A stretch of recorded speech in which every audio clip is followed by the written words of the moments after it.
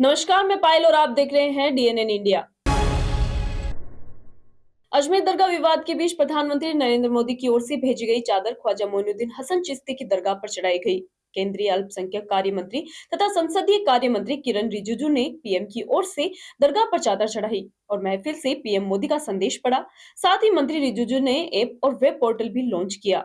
अजमेर दरगाह विवाद के बीच प्रधानमंत्री नरेंद्र मोदी की ओर से भेजी गई चादर ख्वाजा मोइनुद्दीन हसन चिश्ती की दरगाह पर आज चढ़ाई गई। शनिवार को केंद्रीय अल्पसंख्यक कार्य मंत्री तथा संसदीय कार्य मंत्री किरेन रिजिजू पीएम की ओर से भेजी गई चादर लेकर दरगाह पहुंचे थे। वह जयपुर से रवाना होकर मंत्री किरेन रिजिजू अजमेर सर्किट हाउस पहुंचे, जहां मंत्री रिजिजू का सर्किट हाउस में बीजेपी नेताओं ने स्वागत किया। रिजिजू सर्किट हाउस से रवाना होकर दरगाह पहुंचे। केंद्रीय मंत्री किरण रिजिजू पीएम मोदी का संदेश लेकर दरगाह के महफिल खाने पहुंचे। दरगाह दीवान के बेटे नसरुद्दीन चिश्ती समेत निजाम गेट पर दरगाह कमेटी के सदस्य और खादिमों ने उनका स्वागत किया। इस दौरान केंद्रीय कृषि राज्य मंत्री भागीरथ चौधरी, जल संसाधन मंत्री सुरेश सिंह रावत समेत भाजपा के कई राजनेता मौजूद रहे। प्रधानमंत्री नरेंद्र मोदी की तरफ से 11वीं बार ख्वाजा साहब के 813वें उर्स के मौके पर केंद्रीय मंत्री किरेन रिजिजू ने चादर पेश की। उन्होंने चादर पेश कर देश में अमन, चैन, शांति, भाईचारे की दुआ मांगी। महफिल खाने में मंत्री रिजिजू ने प्रधानमंत्री का संदेश पढ़ा। उन्होंने कहा कि प्रधानमंत्री ने देश की एकता और सौहार्द की भावना को मजबूत करने का आह्वान किया है। दौरान दरगाह कमेटी द्वारा इस्तकबाल कर तबरुक भेंट किया गया। मंत्री रिजिजू ने ऐप और वेब पोर्टल भी लॉन्च किए। इस पर दरगाह पर मिलने वाली सुविधाओं से लेकर अन्य सभी तरह की जानकारियां मिलेगी। रिजिजू दरगाह के वेब पोर्टल और जायरीनों के लिए गरीब नवाज ऐप भी लॉन्च किया। इसके अलावा उर्स के लिए ऑपरेशन मैनुअल भी जारी किया। इस दौरान प्रशासन द्वारा सुरक्षा के पुख्ता इंतजाम भी किए गए। देखिए, हम अमन चैन के लिए आदरणीय प्रधानमंत्री मोदी जी की ओर से आज यहाँ अजमेर आया हूँ और गरीब नवाज के यहाँ में हम जब आए हैं तो अच्छा संदेश लेकर के प्रधानमंत्री जी की ओर से चादर चढ़ाना है और साथ साथ में देश भर में अमन चैन हो, हम भाईचारा का भाव से एक दूसरे के साथ मिलकर के रहे, इसी भाव के साथ इसी संदेश। अजमेर दरगाह हिंदू मंदिर मामले में याचिका दायर करने वाले वादी द्वारा स्थायी निषेध आज्ञा का प्रार्थना पत्र न्यायालय में आज लगाया गया, जिसमें अजमेर दरगाह पर पूर्व प्रकरण विचाराधीन होने के कारण पीएमओ द्वारा चादर नहीं चढ़ाने के लिए प्रार्थना पत्र प्रस्तुत किया गया। अजमेर दरगाह पर चादर चढ़ाने हेतु कोर्ट में आज सुनवाई की गई, जिसके तहत अजमेर दरगाह हिंदू मंदिर मामले में याचिका दायर करने वाले वादी द्वारा स्थायी निषेध आज्ञा का प्रार्थना पत्र न्यायालय में आज लगाया गया, जिसमें पीएमओ द्वारा दरगाह पर केंद्रीय अल्पसंख्यक कार्य मंत्री तथा संसदीय कार्य मंत्री किरेन रिजिजू द्वारा चादर चढ़ाई जानी थी, उसी को रोकने हेतु प्रार्थना पत्र दाखिल किया गया था। पूर्व में वादी द्वारा पीएमओ में ज्ञापन भेजा गया था, जिसके अंतर्गत कहा गया कि दरगाह पर चादर नहीं चढ़ाई जाए क्योंकि कोर्ट में अभी प्रकरण विचाराधीन है। अजमेर दरगाह मंदिर मामले के साथ ही स्थायी निषेध आज्ञा का प्रार्थना पत्र पेश किया गया, जिस पर कोर्ट ने प्रार्थना पत्र के पक्ष को सुनकर जो पूर्व में तारीख 24 जनवरी 2025 तय की गई थी, उसी तारीख में प्रार्थना पत्र रखे जाने के आदेश दिए। साथ ही प्रार्थना पत्र को मूल दावों के साथ पेश किए जाने को कहा। केंद्रीय अल्पसंख्यक कार्य मंत्री तथा संसदीय कार्य मंत्री किरेन रिजिजू पीएमओ की ओर से भेजी गई चादर लेकर दरगाह पहुंचे और मंत्री रिजिजू ने दरगाह पर चादर चढ़ाई। आज दरगाह वाले प्रकरण के अंदर एक प्रार्थना पत्र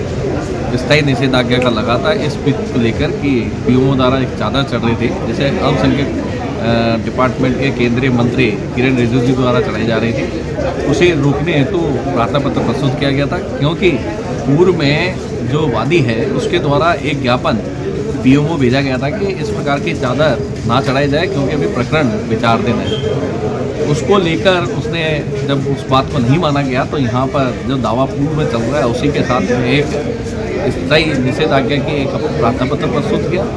आज कोर्ट ने उसे सुनकर 10 रजिस्टर कर नोटिस जारी हेतु जो पूर्व में जो तारीख 24/1/2025 दी हुई है वही तारीख में उपरोक्त अस्थायी निषेधाज्ञा का। अजमेर में महिला से हाथापाई कर सोने की चेन लूटने वाले मुख्य आरोपी को कृष्णगंज थाना पुलिस ने गिरफ्तार कर लिया है। आरोपी को पुलिस ने दबिश देकर पानीपत से पकड़ा है। आरोपी के पास से लूटी गई सोने की चेन और घटना के समय पहना हुआ हेलमेट भी बरामद किया है। अजमेर में महिला से हाथापाई कर सोने की चेन लूटने वाले मुख्य आरोपी को कृष्णगंज थाना पुलिस ने गिरफ्तार कर लिया है। आरोपी को पुलिस ने दबिश देकर पानीपत से पकड़ा है। आरोपी के पास से लूटी गई सोने की चेन और घटना के समय पहना हुआ हेलमेट भी बरामद किया है। आरोपी के खिलाफ देश भर के विभिन्न शहरों में मुकदमे दर्ज हैं। बताया जा रहा है कि पुलिस ने 3 दिन पूर्व आरोपी के साथी को गिरफ्तार किया था। सीओ रुद्र प्रकाश शर्मा ने बताया कि किशनगंज थाना क्षेत्र में 8 दिन पूर्व महिला से चेन लूट की वारदात को अंजाम दिया गया था। मामले में महिला की ओर से थाने में मुकदमा दर्ज करवाया गया था। टीम ने मुकदमा दर्ज कर 3 दिन पूर्व कार्रवाई करते हुए दिल्ली से बाइक सवार आरोपी उत्तर प्रदेश निवासी जोगेंद्र उर्फ बाबू पुत्र अतर सिंह को गिरफ्तार किया था। वही मामले में महिला से हाथापाई कर चेन तोड़ने वाला मुख्य आरोपी रवि फरार चल रहा था, जहां पुलिस द्वारा विशेष टीम का गठन कर कार्रवाई करते हुए मुख्य आरोपी रवि बावरिया को गिरफ्तार कर लिया है। कार्रवाई में विशेष योगदान हेड कांस्टेबल धर्मराज और कांस्टेबल राम निवास का रहा। जी, ये जो है ये लोग आप देख सकते हो कि पानीपत में रह रहे थे और पानीपत में भी अलग अलग ठिकानों पे रह रहे हैं। तो पानी रहने वाले ये शामली के हैं। वहाँ से ये उत्तर प्रदेश में वारदात की इन्होंने, विभिन्न शहरों में दिल्ली होते हुए जो है पानीपत गए, फिर वहाँ से फिर दिल्ली होके फिर राजस्थान में जो है ये एंटर हुए और फिर यहाँ अजमेर में जो अभी जो हमारे सामने अनुसंधान में आया, जो हमारी वाली वारदात है। और बाकी इसका इनसे पूर्व भी जो हमने गिरफ्तार किया था जोगेंद्र जो बावरिया है, उसको दिल्ली से हमने गिरफ्तार किया था। तो इनके जो है एक फिक्स ठिकाना नहीं है। और नॉर्मली ये भी सामने आया है कि ये आईडी बदलते रहते हैं, तो वो इनको आइडेंटिफाई करना भी काफ़ी कठिन हो जाता है। तो इस कारण से जो है ये जिस तरीके से पुलिस की टीम ने काम किया वो वाकई में यहाँ रुकते हैं एक छोटे से ब्रेक के लिए।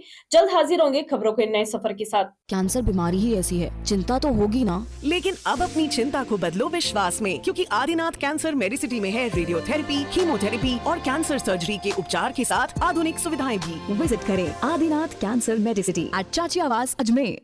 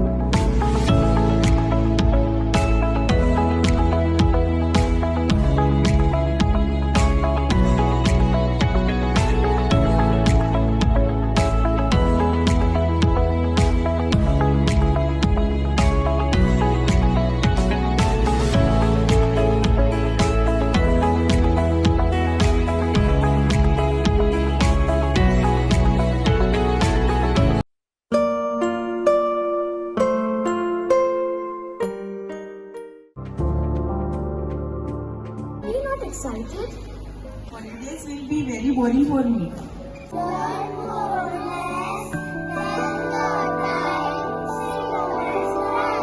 And off for visiting black rice and sugar. This black rice has a very unique flavor. किसी और दुकान के काउंटर पर नहीं होगी। हमारे यहाँ पर हर प्रकार की मिठाई शुद्ध देसी घी से तैयार की जाती है। और अगर घर में कोई पार्टी कर रहे हो या फिर विवाह का प्रोग्राम है, किसी बच्चे का जन्मदिन मना रहे हो, तो इन सब मौकों पर ऑर्डर पर स्पेशल मिठाई तैयार करवाने का खास प्रबंध किया गया है। इसके साथ हमारे यहाँ पनीर, दही, लस्सी आदि सामान भी मिलता है, जिसको आप ऑर्डर पर मंगवा सकते हैं। ज्यादा जानकारी के लिए आप हमें संपर्क कर सकते हैं। आशु स्वीट्स, नसीराबाद रोड, नगरा, अजमेर और आबकारी के पास Taragarh road, Ajmer. Mobile number 9414709358। शहर की बिजली व्यवस्था संभाल रही टीपीएडीएल की ओर से शनिवार सुबह वैशाली नगर पावर हाउस स्थित कार्यालय में अजमेर शहर के उपभोक्ताओं की जन सुनवाई का कार्यक्रम आयोजित किया गया। जन सुनवाई के अंतर्गत बिजली संबंधी समस्याओं का उसी समय पर निराकरण किया गया तथा अन्य समस्याओं को संबंधित विभाग में भेज दिया गया। शहर की बिजली व्यवस्था संभाल रही टीपीएडीएल की ओर से शनिवार सुबह वैशाली नगर पावर हाउस स्थित कार्यालय में अजमेर शहर के उपभोक्ताओं के लिए जन सुनवाई का कार्यक्रम आयोजित किया गया। जन सुनवाई सुबह 10 बजे से शुरू होकर दोपहर 1 बजे तक जारी रही। जन सुनवाई कार्यक्रम का नेतृत्व टीपीएडीएल अजमेर के सीईओ सुनील कुमार शर्मा के मार्गदर्शन में टीपीएडीएल प्रबंध के सभी संबंधित वरिष्ठ अधिकारियों के साथ अजमेर शहर वासियों की सभी प्रकार की विद्युतीय सेवाओं को प्राथमिकता से प्रदान करने की कड़ी में किया जा रहा है। इस जन सुनवाई कार्यक्रम का आयोजन प्रत्येक सप्ताह में टीपीएडीएल अजमेर के किसी एक जोनल ऑफिस में किया जा रहा है, जहां आज की जन सुनवाई के माध्यम से उपभोक्ताओं की समस्याओं का निराकरण किया गया। चीफ कमर्शियल शर्मा ने बताया कि आज की जनसुनवाई के अंतर्गत सामान्यतः बिलिंग संबंधी समस्याएं सामने आई, जिसके अंतर्गत उपभोक्ताओं को सोलर संबंधी समस्याएं, हाई बिल रिलेटेड मामले, कुछ मामले केवल रिप्लेसमेंट से संबंधित थे। वहीं बिजली संबंधित अन्य समस्याओं को सामान्यतः उसी समय पर निस्तारित कर दिया गया तथा कुछ समस्याओं को संबंधित विभाग में भेज दिया गया, जहां बताया कि जनसुनवाई के दौरान बिजली संबंधित समस्याओं का उसी समय पर निस्तारण कर दिया गया है। बिलिंग रिलेटेड 3-4 कंप्लेंट्स है सर, जिसमें किसी में कुछ सोलर का बेनिफिट नहीं मिला या other high bill related cases है, कुछ केबल रिप्लेसमेंट, पोल रिप्लेसमेंट रिलेटेड केसेस है। तो अलग अलग टाइप के केसेस है सर। इसमें से कुछ केसेस तो हम लोगों ने जो साथों साथ निस्तारित कर दी हैं सर, और कुछ केसेस में हम लोगों ने कंज्यूमर को आश्वासन दिया है कि 2-3 दिन के अंदर हम लोग संबंधित डिपार्टमेंट को भेज दिया है, चेक करवा के उनको भी हम लोग निस्तारित कर सर। 3-4 शिकायतों का निवारण हो गया है सर, बाकी शिकायतें हम लोगों ने डिपार्टमेंट को दे दी है सर। अधिकतर किस प्रकार की ज़्यादा शिकायतें आ रही है सर? कुछ बिलिंग रिलेटेड ज़्यादा आई हैं सर, आज हाई बिलिंग रिलेटेड ज़्यादा। अखिल भारतीय विद्यार्थी परिषद की ओर से 27 से 29 दिसंबर तक प्रांत अधिवेशन उदयपुर में आयोजित हुआ, जिसके तहत आज अजमेर में अखिल भारतीय विद्यार्थी परिषद की ओर से प्रेस वार्ता का आयोजन किया गया, जिसके तहत उदयपुर में आयोजित हुए प्रांतीय अधिवेशन के विषय पर चर्चाएं की गई तथा उच्च शिक्षा के उन्नयन पर बातचीत की गई। अखिल भारतीय विद्यार्थी परिषद की ओर से 27 से 29 दिसंबर तक प्रांत अधिवेशन उदयपुर में आयोजित हुआ, जिसके तहत आज अजमेर में अखिल भारतीय विद्यार्थी परिषद की ओर से इस विषय पर प्रेस वार्ता का आयोजन किया गया, जिसके तहत उदयपुर में आयोजित हुए प्रांतीय अधिवेशन के विषय पर चर्चाएं की गई तथा उच्च शिक्षा के उन्नयन पर बातचीत की गई। कार्यकर्ताओं ने बताया कि गत बजट में राजस्थान सरकार ने उच्च शिक्षा के उन्नयन हेतु व्यय का 19% मंजूर किया है, जबकि अन्य राज्यों में यह 14.7% है। भारत सरकार के शिक्षा मंत्रालय NIRF में राजस्थान के उच्च शिक्षण संस्थानों के प्रदर्शन ने राज्य की शिक्षा में गुणवत्ता पर प्रश्न चिन्ह खड़े कर दिए हैं। राजस्थान का कोई भी सरकारी संस्था प्रथम 200 रैंक के जगह नहीं बना सका। राज्य के 31 विश्वविद्यालयों में 9 में कुलपति के पद खाली है, जिनमें आए दिन प्रवेश परीक्षा एवं परिणामों में अनियमितता समाचार पत्रों के माध्यम से जानकारी में आता है। राज्य विश्वविद्यालयों में कुलपति के चयन में पारदर्शिता एवं सूचिता की आवश्यकता है। विश्वविद्यालयों में अयोग्य कुलपतियों की नियुक्ति के कारण राज्य विश्वविद्यालय में शिक्षा, कैंपस प्लेसमेंट, शोध कार्यों की गुणवत्ता गिरती जा रही है। आज वर्तमान सरकार को 1 वर्ष हो गया है, परंतु इन विद्यालयों के प्रबंध मंडल, सिंडिकेट तथा बोर्ड ऑफ स्टडीज का पुनर्गठन नहीं हुआ है, जिसके कारण पाठ्यक्रमों का अध्ययन तथा शिक्षकों की नियुक्तियां एवं पदोन्नति नहीं हो पा रही है, जिससे शिक्षा क्षेत्र कमजोर हो रहा है। कार्यकर्ताओं ने कहा कि एबीवीपी लगातार प्रयासरत है कि विद्यार्थियों का भविष्य उज्जवल बनाने के लिए। कार्यकर्ताओं ने कहा कि एबीवीपी लगातार प्रयासरत है विद्यार्थियों का उज्जवल भविष्य बनाने के लिए। हमारा एबीवीपी का 60वां प्रांत का अधिवेशन उदयपुर में आयोजित हुआ, जो 3 दिवसीय था, 27, 28, 29। अधिवेशन के पूर्व फर्स्ट दिन से 1 दिन पहले एबीवीपी के ऐसे प्रत्येक अधिवेशन के अंदर एक पब्लिक प्रोग्राम हम यहाँ वहाँ के लोगों के लिए करते हैं, जिसको हम प्रदर्शनी उद्घाटन कहते हैं। तो प्रदर्शनी के अंदर में एबीवीपी की जो 76 वर्षों की यात्रा, वहाँ के मेवाड़ के महापुरुष, ऐसे करके हमने एक प्रदर्शनी को डिज़ाइन किया और उस प्रदर्शनी का उद्घाटन 26 तारीख को शायम में हम लोगों ने उस अधिवेशन स्थल पे किया, जिसके मुख्य अतिथि SM सारंग देवाय एवं पद्मश्री डॉक्टर श्याम सुंदर पालीवाल ने किया। उस प्रदर्शनी का नाम वीर बाला कालीबाई भील, उनको समर्पित ये प्रदर्शनी थी। ऐसा करके हमारा अधिवेशन ऐसे शुरू हुआ। तो 26 तारीख को हमारा अधिवेशन विधिवत ध्वजारोहण के साथ शुरू हुआ। निवर्तमान प्रांत मंत्री हर्षित ननोमा और प्रांत अध्यक्ष डॉक्टर घनश्याम शर्मा ने ध्वजारोहण कर अधिवेशन का शुभारंभ किया।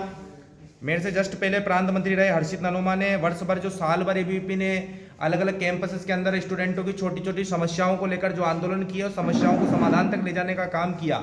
और वर्ष भर 365 दिन, जैसा एबीवीपी कहती है, कैंपस के अंदर में एबीवीपी काम करती है, छात्रों के लिए एबीवीपी काम करती है। तो उसके पूरे वार्षिक प्रतिवेदन हर्षित जी ने रखा। उसके ठीक बाद अध्यक्ष मंत्री निर्वाचन जो विद्यार्थी परिषद का होता है, 1 साल के लिए प्रदेश अध्यक्ष और प्रदेश मंत्री का निर्वाचन जो होता है, ऐसा सत्र उस अधिवेशन के अंदर में 27 तारीख को आयोजित हुआ। तो उसके अंदर प्रदेश अध्यक्ष के नाते डॉक्टर घनश्याम शर्मा और प्रदेश मंत्री के नाते मैं स्वयं, जितेंद्र लोधा मेरा नाम है, हमारे निर्वाचन की घोषणा निर्वाचन अधिकारी आलोक सिंह राठौड़ ने की। ऐसा हमारा पदभार ग्रहण समारोह का कार्यक्रम ये द्वितीय सत्र में हुआ। उसके बाद उद्घाटन सत्र उस कार्यक्रम के अंदर में हुआ। तो उद्घाटन सत्र के अंदर में ये उदयपुर के पूर्व राज परिवार के सदस्य डॉक्टर लक्ष्यराज सिंह मेवाड़ ने छात्रों को संबोधित किया। और इसमें विशेष उपस्थिति अभाविप के राष्ट्रीय मंत्री राहुल राणा जी की रही। प्रदेश अध्यक्ष प्रदेश मंत्री के नाते हम लोग उस कार्यक्रम के अंदर उपस्थित रहे। ऐसे विधिवत हमारे अधिवेशन का शुभारंभ हुआ। ऐसे 60वें हमारे प्रदेश के अधिवेशन के अंदर में 3 प्रस्ताव हम लोगों ने पारित किए। प्रस्ताव 1, उच्च शिक्षा की दिशा और दशा उन्नयन के लिए संवेदनशील हो राज्य सरकार। तो ऐसे जो उच्च शिक्षा का जो ढांचा इस राजस्थान के अंदर में बिगड़ा हुआ है, पूर्ववर्ती सरकार ने जो कमियां छोड़ी है, उन कमियों को वर्तमान सरकार ने कई हद तक प्रयास किया है पूरा करने का, लेकिन कई सारी चीजें छूटी हुई। ऐसा प्रस्ताव हमने विद्यार्थियों से विचार विमर्श करके पारित किया। दूसरा प्रस्ताव जो हमने न्यू एजुकेशन पॉलिसी के मूल स्वरूप को लागू करे प्रदेश सरकार, ऐसा हमारा दूसरा प्रस्ताव था। तीसरा प्रस्ताव राजस्थान का वर्तमान सामाजिक परिदृश्य, ऐसा करके हमने उस अधिवेशन के अंदर में 3 प्रस्ताव पारित किए। ये प्रस्ताव भी मैं आपको प्रोवाइड करवा दूंगा। ऐसा करके और पूरे अधिवेशन के अंदर में समानांतर सत्र, शोभा यात्रा का आयोजन हुआ। शोभा यात्रा के माध्यम से प्रांत भर से जो छात्र तरुणाई उस अधिवेशन के अंदर में आई, वो छात्र तरुणाई समाज के बीच गई। पूरे उदयपुर के मुख्य मार्गों से होते हुए हमारी शोभा यात्रा गई और शोभा यात्रा के बाद में खुला अधिवेशन करके उदयपुर के आयोजित मुख्य चौराहे पर खुला अधिवेशन हुआ, जिसमें एबीवीपी के 5 छात्र नेताओं ने वहाँ के विद्यार्थियों के, वहाँ के समाज को संबोधित किया। ऐसा हमारा अधिवेशन रहा 3 दिवसीय। और इस 3 दिवसीय अधिवेशन के अंदर में पूरे प्रांत भर से जो छात्र शक्ति आई थी, वो नई ऊर्जा के साथ उस अधिवेशन के अंदर में गई। अधिवेशन से अपनी अपनी इकाइयों पर जाके पूरा 365 दिन अपने अपने कैंपस के अंदर में काम करेगी, इसका विजन लेके वो गई कि किस प्रकार जो एबीवीपी का एक अभियान चल रहा है, परिसर चलो अभियान। परिसर चलो अभियान मतलब कैंपस के अंदर आज स्टूडेंट नहीं आता है। मैं ये कहूँ कि प्राइवेट डिग्री और रेगुलर डिग्री में शायद कोई अंतर आज। खबरों के सफर में अभी सिर्फ इतना ही। फिर हाजिर होंगे खबरों के नए सफर के साथ। तब तक के लिए दीजिए इजाजत। नमस्कार।